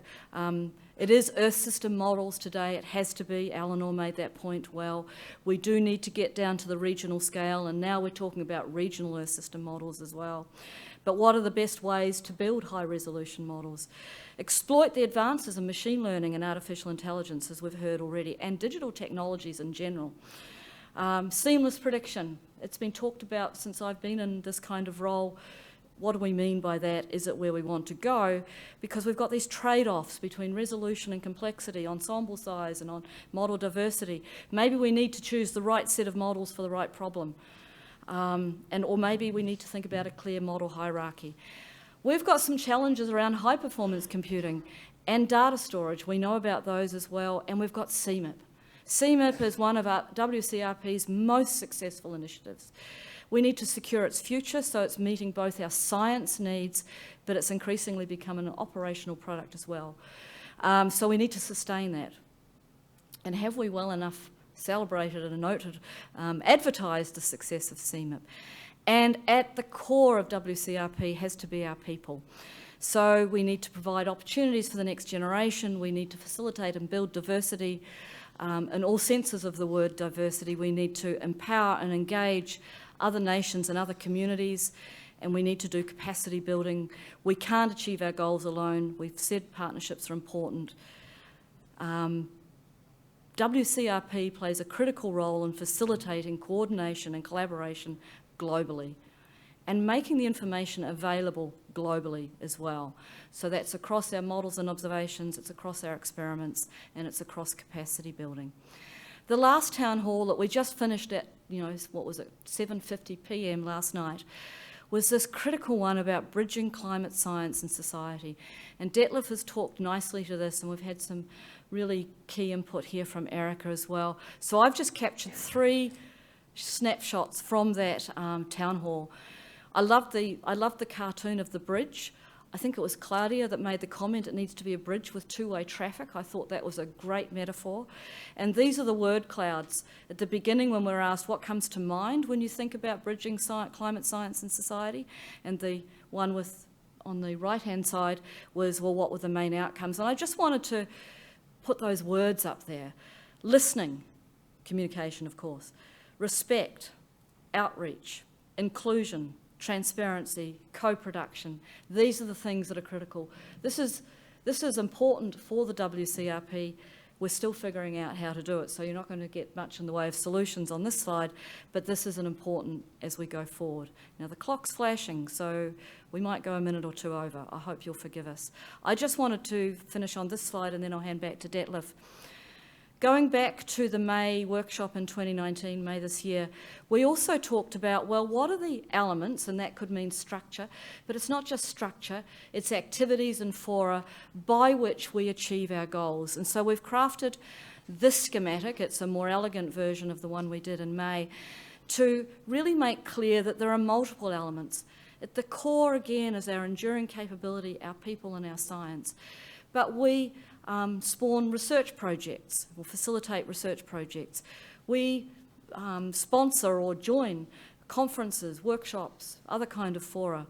We have fora to engage and empower our early career researchers. We have a very active young Earth system science community, our regional partners and our scientists in those regions. We have a critical role to play in providing reference data sets, whether they be observations or models. We have a role to play in evaluations of the data and the science and the models into comparisons, setting standards.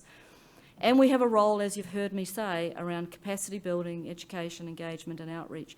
All of those are linked, they're all important. And I've put at the base some other products that we might keep producing that the community expect of us. Support, whether it's our own or whether we're providing the science for others, such as the IPCC assessments. So regular syntheses and assessments and analyses of gaps. And perhaps a more rapid cycle, updates and assessments as well. So when we do our implementation plan, we need to think about all of these elements, but I just want to say something really important here. For the 40 years of the WCRP, our core projects, I almost think of them as the core pillars of the WCRP. They're the home that our scientists identify with. They're the vehicle through which we deliver much of our science. And whatever structure we have going forward, those kind of core pillars that our core projects represent are still and will remain to be fundamentally important for us going forward. And on that note, this is just a point about projects. I don't think it's that important for now. So I'm going to hand back to Detlef to bring us home. Yeah, Helen, thank you very much. I mean, great summary of the town halls. It shows that actually there was already a lot of discussion going on. And what we want to do here now is actually think jointly about how to move forward. Essentially, we have big new questions. We have new challenges to solve. We have to refine this, but basically we will actually move forward along these new challenges. We are a functioning activity. Obviously, for 40 years we did actually great stuff.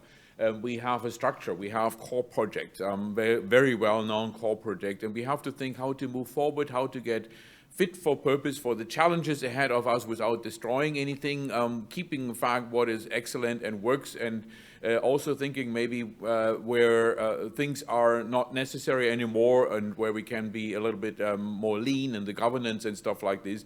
And that's ahead of us once we actually have the science challenges defined, the kind of the flagship activities that WCRP stands for. We have to come back, really think about the implementation, if that is the right word, and we are still struggling finding the right word. And that is what we want to actually highlight here. That's a bottom-up process. That's a community design. It's not us to actually draw it on the paper and then sort of impose it. It's really together with you guys, design it together, but also have a lot of consultation also with the partners to do it in a way that it actually fits everybody. It's an evolution, not a revolution, in the sense we don't want to really destroy everything and start over again. We really want to move forward, get fitter, maybe leaner a little bit, but really be ready to address the future challenges. A smooth transition will come. We will basically come to this implementation agreement, but then it will about take 2 years or so to really move from where we are into the new WCRP. better for the future, that fit for the challenges ahead of us. And this is what we want to do over this year. We will start the discussion here in half a minute. And then in 60 years, we will be all back here, maybe not in this room for our centennial, as AGU is doing right now. But maybe on that note, upbeat note for the future, Pavel can take over the further discussion.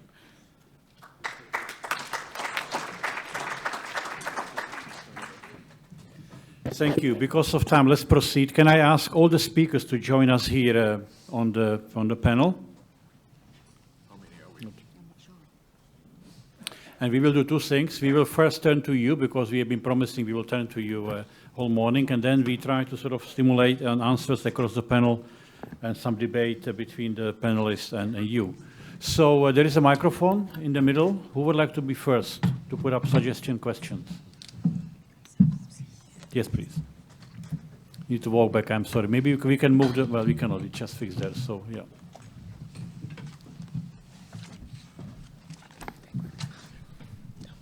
Can't do this. I'm safe. Yeah, you cannot slip off now, right? It's quite some distance. So one question is that given the question is the relationship for the WCRP science goals with respect to the global stock take. So the implementation plan will be completed right before the first stock take, I think, which will start to be in 2023. And with the acceleration of the carbon budgets, which take us anywhere between 10 years to now, in order to be able to break 1.5 or 2 degrees Celsius, that interaction between near-term and long-term prediction becomes quite important. So how can one accelerate the kinds of analyses necessary that they can be informative within the global stock take timescales? Thank you. Let's have one or two more questions before we start to answer. So please just use the space, and when you want to ask a question, walk to the microphone and just line up there. It's easiest. Well, thank you very much. I just wanted to bring in this extra dimension, since we talked about the Paris Agreement, but also the Sendai framework was also talked about, and the SDGs, as to how can let's say, the interaction between WCRP and the programs Future Earth and Integrated Research on Disaster Risk and some others that will probably appear on the scene be, let's say, enhanced more, so that we find a way, not of merging, but of having a dialogue that goes on to, let's say, as you say, focused in some of the slides. I was going to say, well, you should focus that one on the extreme events, it said, and get the feedback from the disaster people as to what are the events that matter and how can they better use them. So anyway, that's just a comment. I'm going to have to leave momentarily because I got to go to a meeting on the risk can, which you co-sponsor. So let's move to last question and then to answer before Gordon leaves, because the question was important, of course. Yeah. One of the important domains that has been stressed in the strategic plan is the identification and evaluation of consequences of tipping points, which are, of course, key for society. And I wanted to ask you, what do you think are the methods to really improve the knowledge and really assess what is the consequence for society? And there are two examples which are really very important when we listen to the talks this week, is deforestation, for example, where it is not only a problem of emission of CO2, but also a problem of society activity. What can we advice for that? And then the other one, for example, is Greenland melting. Probably we have already reached the tipping point for Greenland melting. What are the consequences? It would be very important to know. Okay, so these questions actually are kind of related. So global stock take, what do we do for global stock take, which is coming 2023, I think. Second one was, Gordon, all this integration which is needed, how actually you want to do it?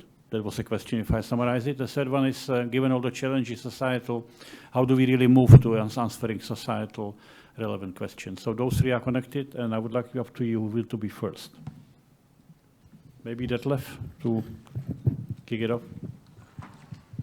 Thank you. Yeah, just to start, first of all, we are the World WCRP, the World Research Program on Climate.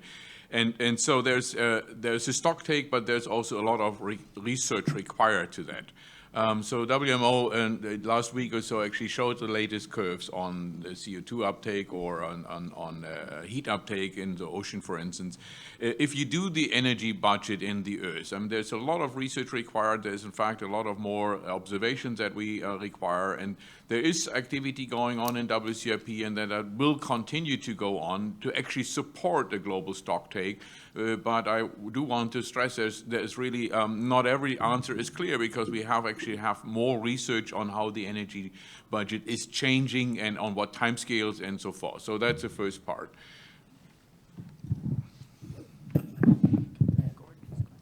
Erika, next. Yes, to speak to Gordon's question and a bit to the third question as well. So with Belmont Forum, the funds that we have allocated most recently are concentrated on disaster risk resilience response, as well as ocean sustainability and Arctic resilience and climate, environment, and health. So those are going to be kicking off, and you would think maybe we should do all that separately, but we're doing it together. And we're doing it in a transdisciplinary congress that we have started with Future Earth and with a host with CSIRO and University of Queensland, Future Earth Australia, et cetera, in Brisbane next year. So we're creating this congress because so often these themes that are transdisciplinary do not have a home. They don't have a place where they can meet, where there is an even playing field. As you might imagine, we had a co-production, co-design poster session here. I'm happy to say we had lawyers at AGU. We had social scientists at AGU. They came and co-presented posters. We're making a home for them. We're going to work together. We're going to work collaboratively with the Knowledge Action Networks. We're going to bring in stakeholders, other funders, foundations, governments, to increase the added value. So as these projects work, they're not in isolation, they're part of a cohort, and then they're part of a meta group, a community that is building this kind of successful, integrated conceptualization together with communities, companies, governments there. And what's very interesting, we've already learned, is despite the somewhat varied themes, because we've done food security and land use change in the past, freshwater security, they all have a common concept, the need for iterative dialogue, the need for support at every stage in their process, and the concept that we thought this is what we were going to do, this is what we ended up doing, and it was okay. That it was a learning journey, and then one that they took together, and that they felt value at the end of their work and impact. So we will continue to support that, and we will grow the competitions through migration, more climate, environment, and health beyond the Paris Agreement, pathways to the SDGs, and about 5 others I can't think of right now, but we will grow that universe. Thank you, Erika. Someone else to these questions? Maybe Guy as well. I'd like to say something about the tipping point that were raised as one of the important issues. The concept of tipping point came up a few years ago as, let's say, a conceptual possibility of major disruption in the Earth system. At the same time, the traditional climate models, which are relatively linear models, whatever that means, have not really been focusing on this issue. And I think this is where WCRP needs to evolve. And it requires, of course, that one goes from, let's say, the solution of the traditional Navier-Stokes equations and continuity equations into a much broader approach that includes to take into account, in particular, the biosphere, the living sphere on the planet, and to better account for a number of processes, like, for example, under climate change, the development of fires, which will be very disturbing, might not be in the traditional climate model. So it is typically a place where the physical climate system, the biogeochemical system, and the human system, and their feedbacks come together. And of course, some people have even been highlighting the possibility of cascade of tipping points. And when one tipping point, when you move into another state, you could start affecting other regions of the world with other tipping points happening. So I think it would be a very nice topic for WCRP to study now, using the tools that have been developed, but expanding them into much more biological aspect and chemical aspect that have been considered up to now. I think Helen wanted to comment on that, and we go to Jerry. Thank you. I actually wanted to comment on, I think, two, just to come back to the disaster risk reduction question and Erica's comment about the Future Earth Belmont Forum meeting in June next year. WCRP are hoping to do some co-design of some activities there as well. So I think it was Gordon, who's just left, asked the question about how we're going to connect, and I was just going to say we will physically be connecting at least there. So there's a nice example of how we're starting to work together. I wanted to then pick up on the tipping point that Guy just was talking to. I've always felt, ever since I've come into this sort of field, that it's with our Earth system models that those are the sorts of questions we should be absolutely looking at. And, you know, forgive me if I go back to what's happening in my home country right now. There might be a tipping point in a couple of ways. One of the really interesting ones, you probably know this, is the kind of weather that bushfires actually create, which means that they spread further than you think they might. So you end up then getting a much larger spread, even in places that have traditionally always had bushfires. And then the second is, just in the last couple of weeks, Pep Cannadale, my colleague, who many of you know, starting to ask the question, along with some ecologists, is we always think that the carbon released gets taken back up, you know, over some time period through regrowth, but now we're beginning to wonder if these fires are indeed so large that actually they become a net source of CO2. So, you know, there's some real things happening that we're seeing. It's just one example right now that might be, but we don't know. We need to do the research, and I think our models, that's what we should be doing with our models. So I think that's a good question. The global stock take, I think the point was also whether we could do something more rapid. And I'm not sure I have an answer to that, but I think it's a good point to make. We have, in our JSC discussions, talked about, you know, how we might be more nimble and responsive when the community needs us to do something quickly. So I'll just take your comment. Thank you. Jerry, to some of those points. I want to go back to the tipping point question, because it ultimately comes down to modeling. You want to be able to model tipping points, but the problem with modeling is you can't model what you don't understand. And so that takes you back to process understanding, but you can't understand processes unless you have observations. And so this is a great example right now what we're seeing with the Antarctic and Greenland ice sheets.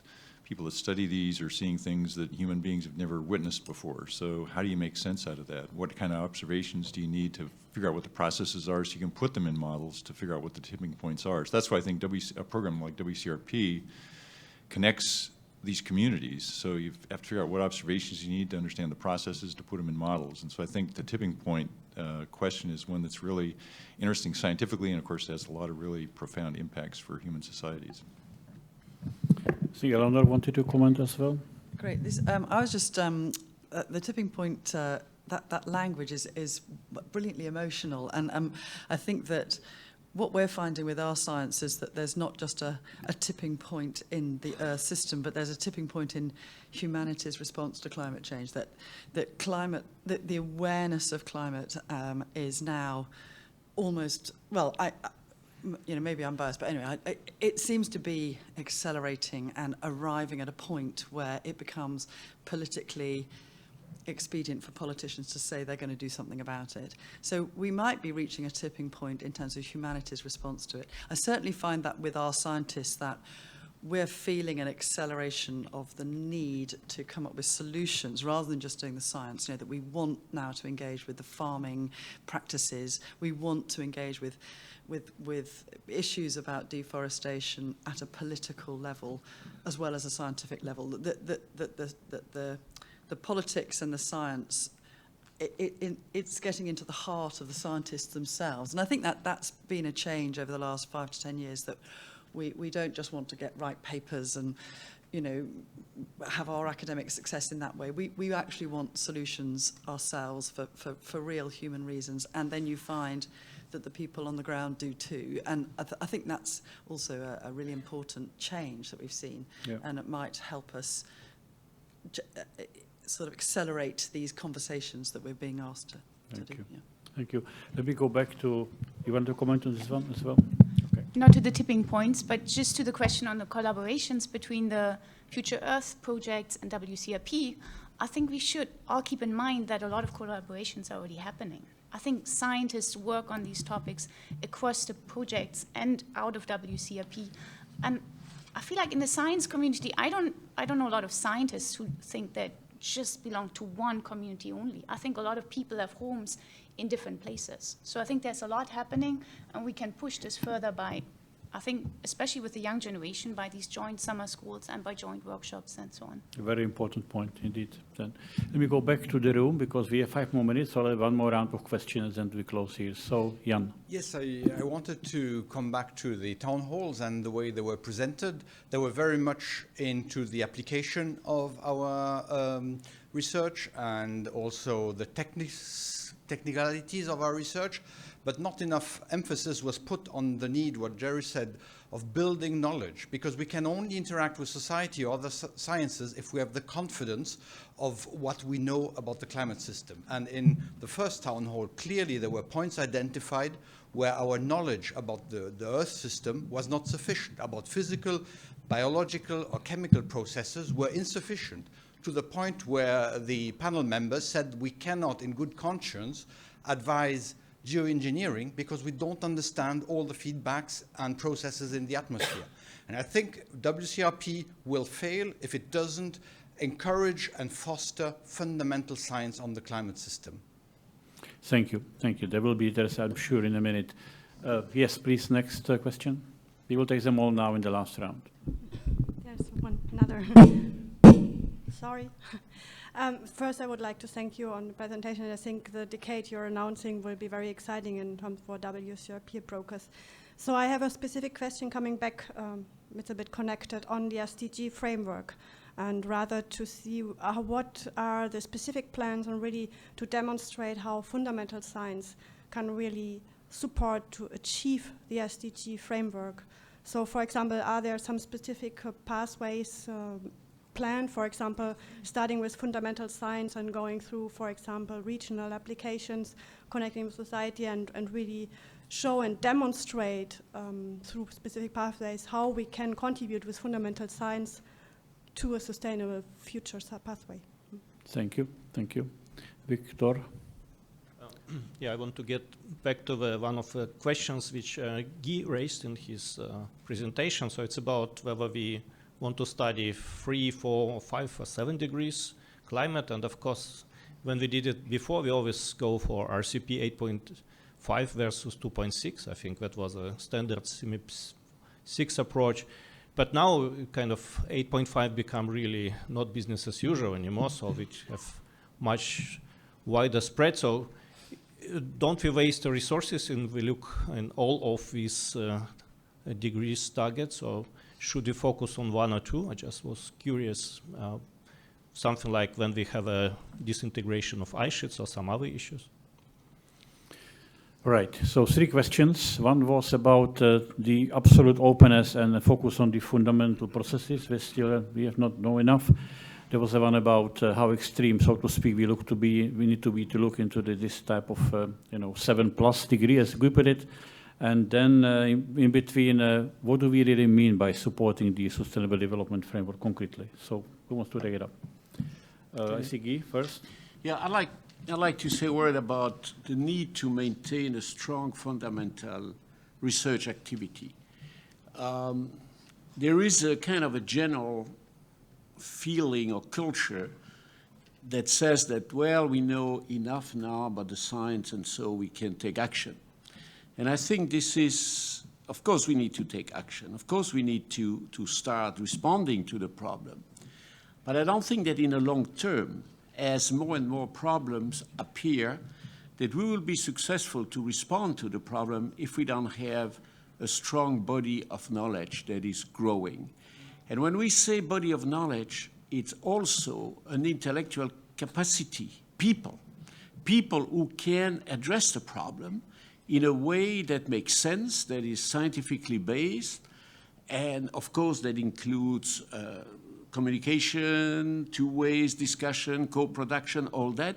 But I think it's important that we keep a strong intellectual capability in the world. And so WCRP is there to achieve that.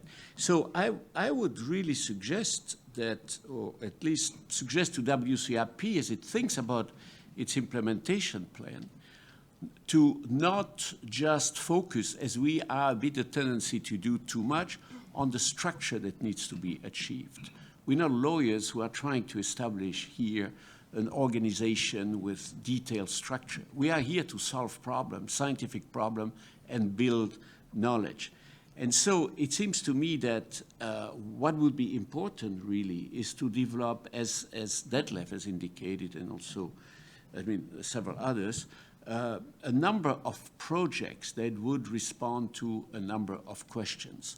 CMIP, Codex are example of projects that there is a community behind them, they meet, they do calculation, they do observation, whatever, but they're working on certain topics. What are we going to do in the future? Which project are we going to develop?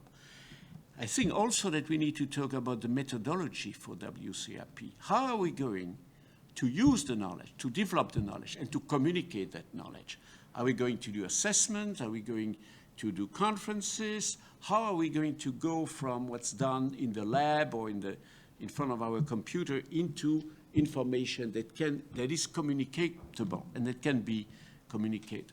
And finally, my last point is that all that can only work if there is a strong support from what I would call the national funding agencies and the stakeholders that are kind of interested by this. I mean, we cannot work without having large funding agencies supporting the research. And so this dialogue with funding agency, which means in fact through what's happening scientifically in the country, is vital for the success of WCRP.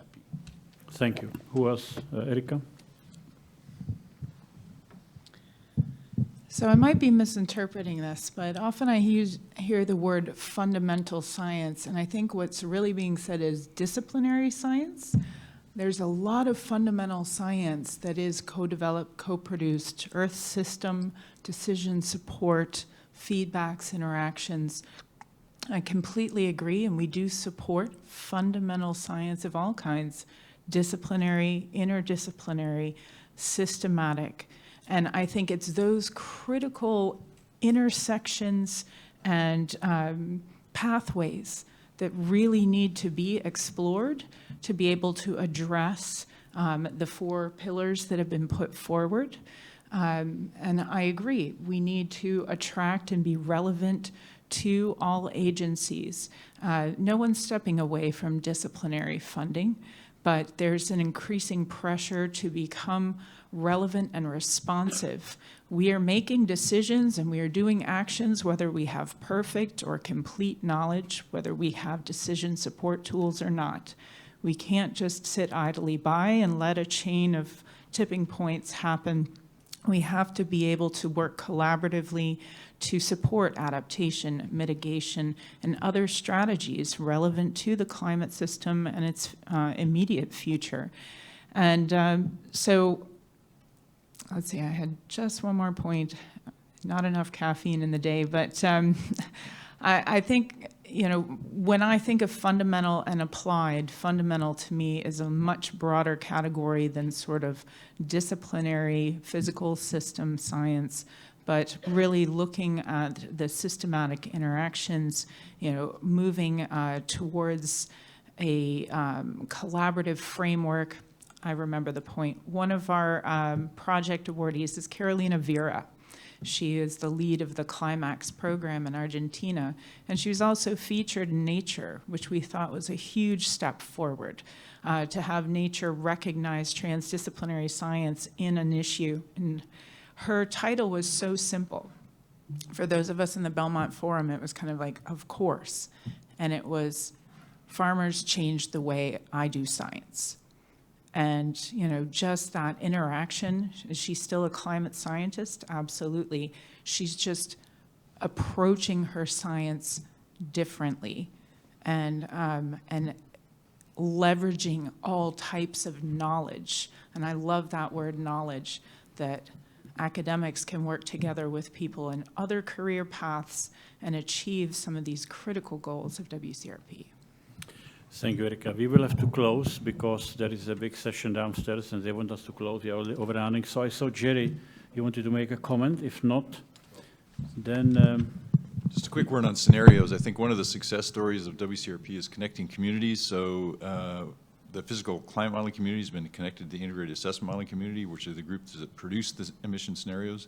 If you ask the modeling groups, they'd say we want to run 3 scenarios, high, medium, and low, because the physical climate system is pretty much understood on that basis. But the integrated assessment modelers remind us we need all these nuances and scenarios because humans are involved in what happens in the future, and the scenarios involve human actions and human impacts. And so that's a thing that we negotiate all the time in terms of scenarios. So that's kind of an ongoing thing that goes on. Thank you. Final. Is there anything which either Helen or Detlef would like to share with before we close? Maybe a promise, this all will be taken on board, and et cetera, et cetera. Well, yeah, I can do this. First of all, of course, we are looking very enthusiastically in the future, and so there's a lot of work for WCRP apparently that needs to be solved, and a lot of collaborations that we are really looking forward to with our partners. And it was a great week. And so as closing words, it was really a great week, and the support we got from the communities, the input we got from the communities. You will hear from us intensely during the next months of evolution and discussions, and then we will together move into a new WCRP. Thank you. So let's have a big hand for WCRP future.